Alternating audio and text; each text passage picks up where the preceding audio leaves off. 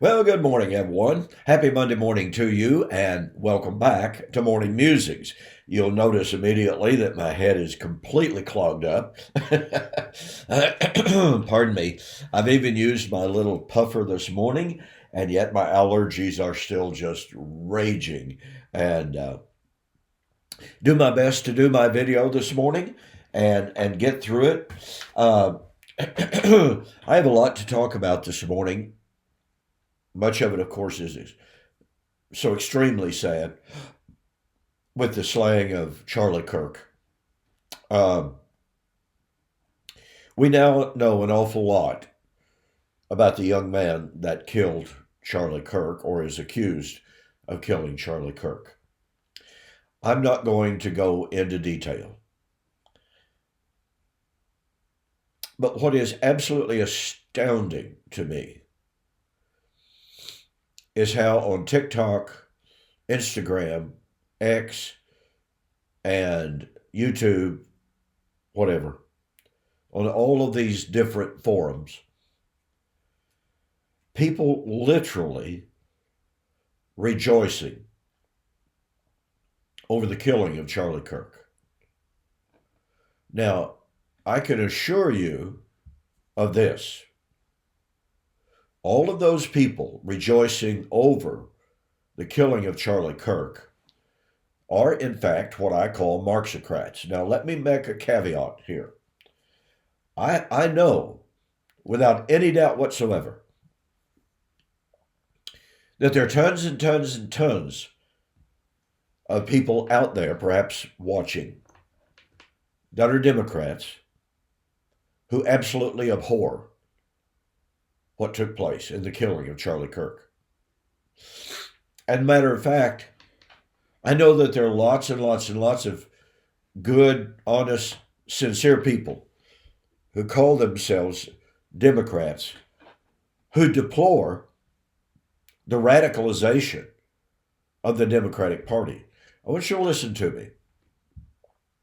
I've had people attack me for my comments concerning this assassination and say, I've had people tell me, Don, he deserved it. He got what he deserved. He sowed or he reaped what he sowed. And my response has been, I've listened to countless hours of Charlie Kirk's presentations, of his debates. The man was absolutely brilliant in debate. I never once heard Charlie Kirk call for the assassination of anyone. I never once heard Charlie Kirk say that Republicans ought to kill any Marxocrats. Not once. And yet here we are in America with countless numbers of people that are literally rejoicing over this senseless, hateful murder. Now, in my own circles, which includes a lot of Democrats, I don't know of any of them that would rejoice over that. They're good people.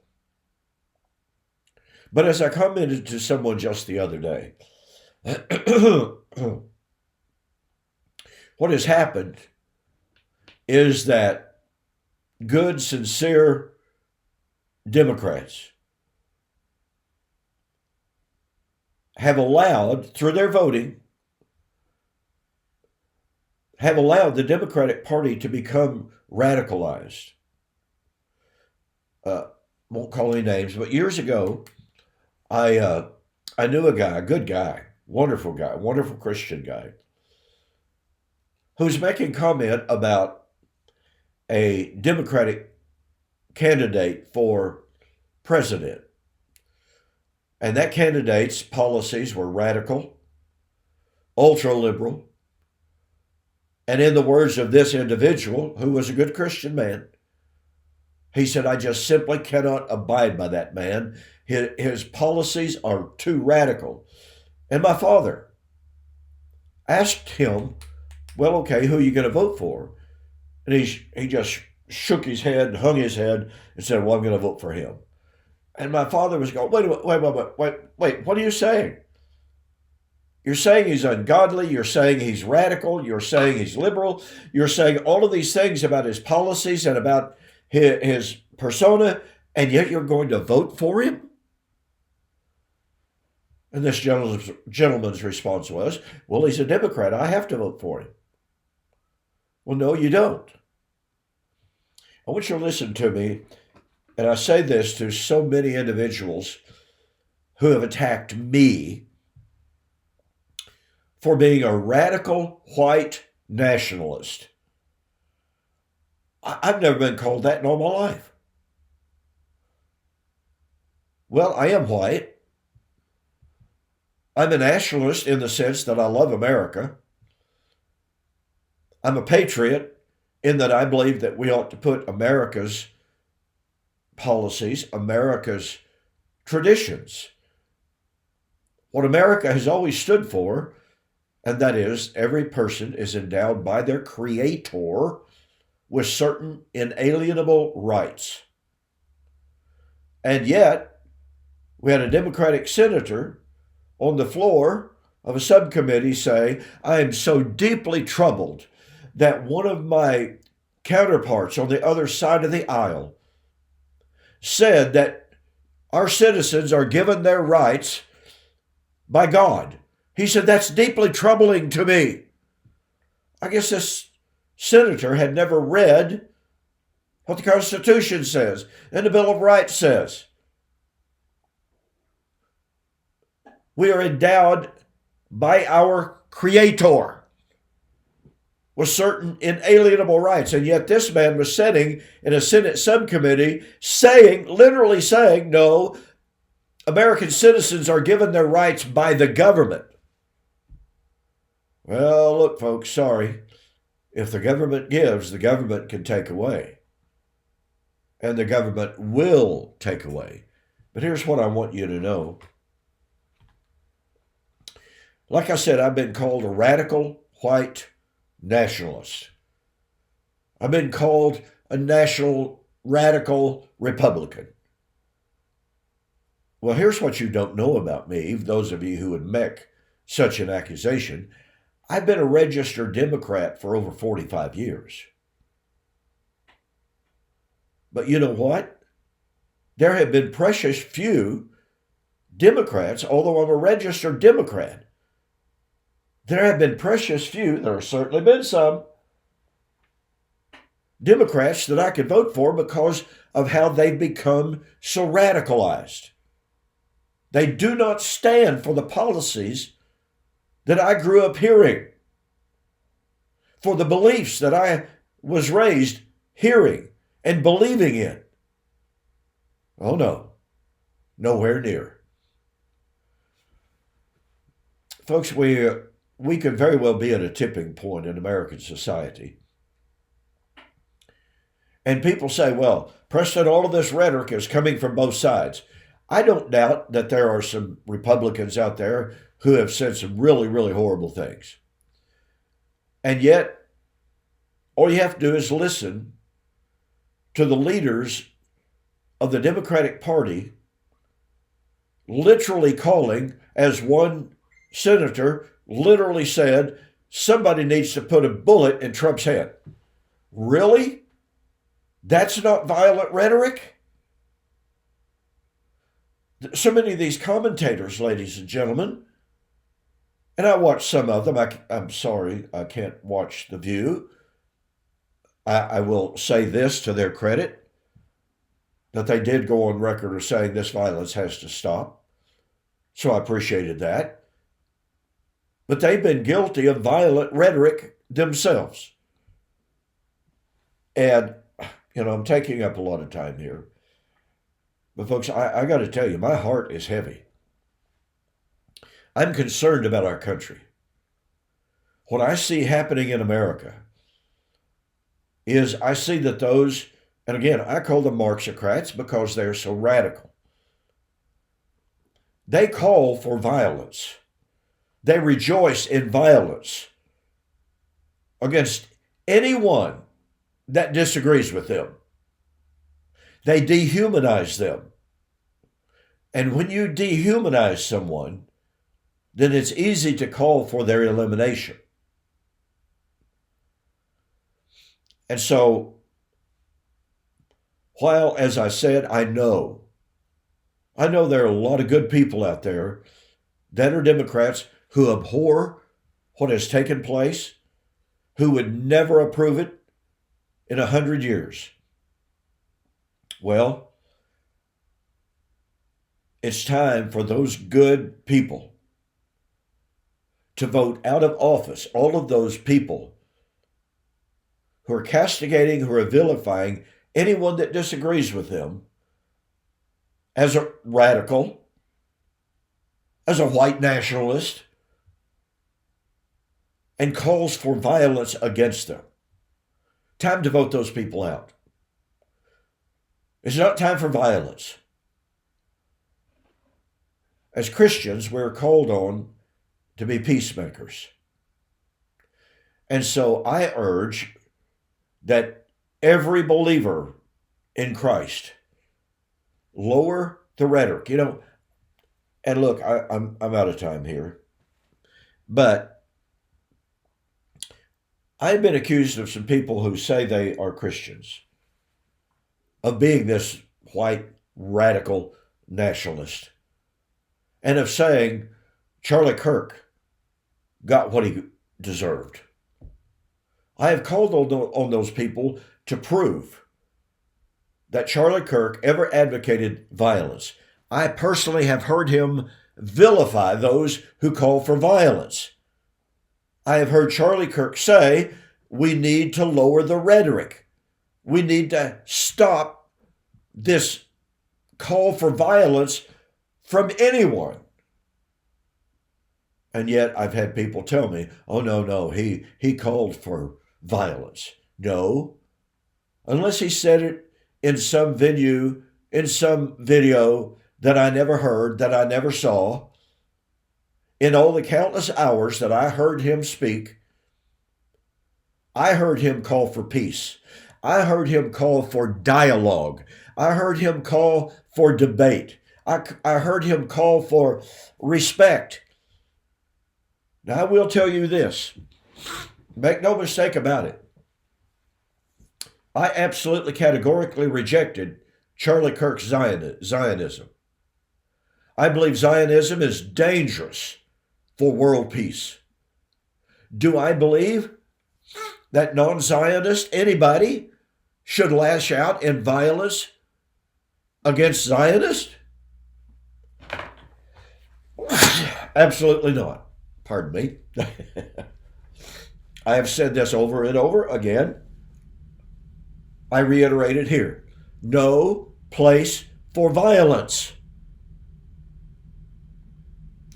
As much as is within our capability, we should live at peace with all men.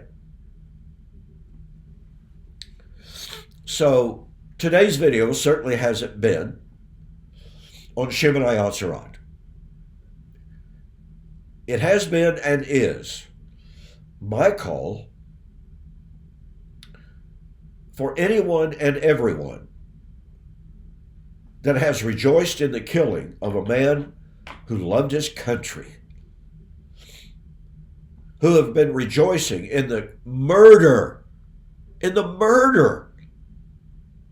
of a man who avowed faith in Jesus Christ.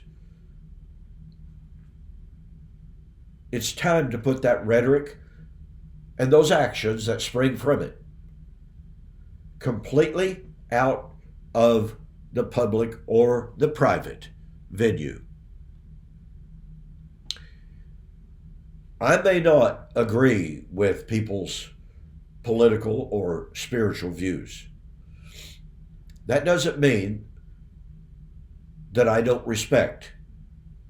And that doesn't mean that I cannot be friends with people who differ. One of my very, very, very good friends in this world, he and I've got, polar opposite political views. Guess what? I still love him. He's a dear friend. The very idea that I would ever suggest that anyone who holds his views should be murdered or they, quote, get what they deserve, that's horrific. It's evil. So once again, I'm calling for peace. I'm calling for people on both sides of the aisle to lower the rhetoric, to once again engage in what I used to hear as a young man from leaders of the Democratic Party and the Republican Party. I used to hear references made to the friendly opposition. Friendly opposition. Yeah, we need to return to those days. But you see, ladies and gentlemen, when you have a really significant segment of the Democratic Party today who are legitimately socialist, fascist, communist. Look at what's happening in New York City. Whose aim and whose goal is to destroy America. Then it's time to take action. Not violent action, not physical violence of any sort.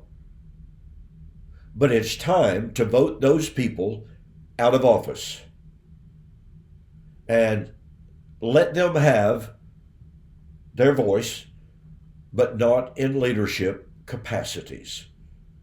If we do not want to lose our country, we cannot elect public officials who formulate public policy, who formulate foreign policy, and who have such radical ideas as to seek to destroy America. I'm out of time. On a more bright note, all right? I said a couple of months ago now, I want, and my goal was to have 10,500 subscribers by the end of 2025. Well, guess what? As of this morning, all right, I'm filming on Sunday mornings, September 14th, 2025. As of this morning, I had 11,100, and I think it was 152, 62, something like that. I've reached the 11,000 plateau, and it's growing. The number of subscribers is growing significantly day by day. You know why, folks? People are waking up. People are waking up to the glory, the majesty, the beauty, and the unity of the message of God's faithfulness to keep His word. Okay, I've got to close. Thanks so much for joining me on this morning's Morning Musings. Be sure to join me tomorrow as we continue our study of Shemoneh Aserat, the feast of God's eternal presence, the feast of the new creation, the feast of the eternal Sabbath, the feast of new beginnings. Beautiful, beautiful imagery. I'll be sharing with you some more examples and beliefs of the earliest of the church writings and how they looked at the eighth day. This is fascinating history. Now, is it determinative of truth? Absolutely no. It's just insights into what the early church leaders actually believed about the eighth day. Okay? Thanks for joining me. I'll see you on the flip side.